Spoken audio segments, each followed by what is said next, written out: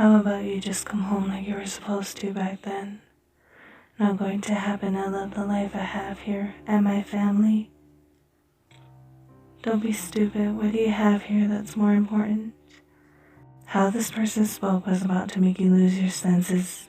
Then you felt Kirishima's hand on your shoulder, calming yourself as he stood beside you. Then as he spoke to the person in front of him, this wasn't the first time they met. My wife has more than money or a quirk in this world.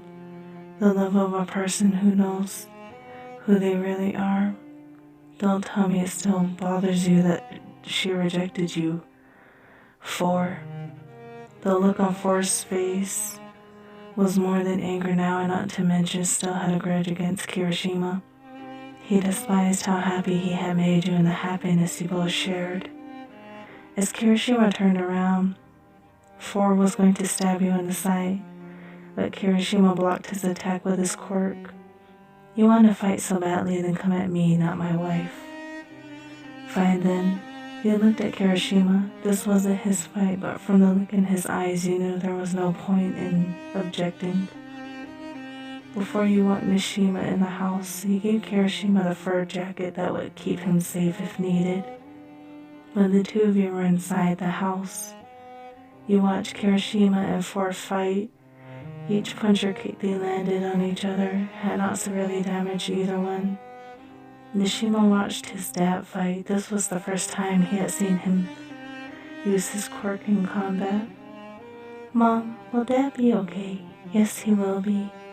No one can hurt your dad.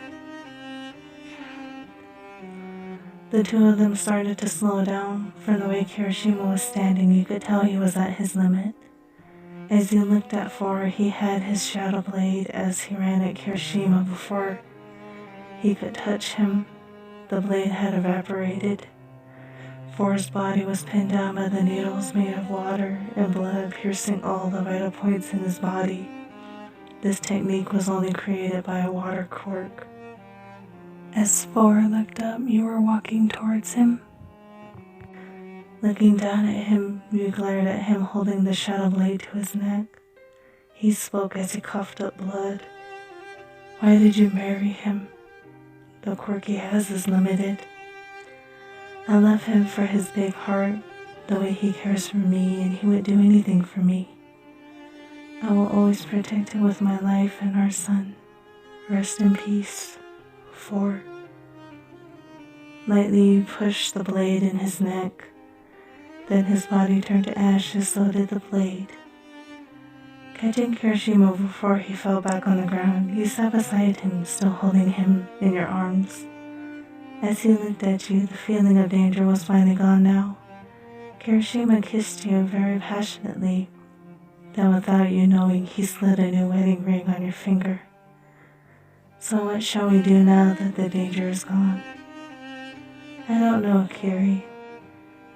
Nishima then came outside. All three of you sat outside till the night sky was filled with stars. That night you could finally sleep peacefully, as Kirishima held your hand and Nishima was sleeping between the both of you. Now all you had to do was worry about the wedding that would be happening a few months from now. I hope everyone enjoyed the last part of the Kirishima series, and hope everyone is doing good and everyone is safe. And there's a lot more coming, and I hope you enjoy. Good night.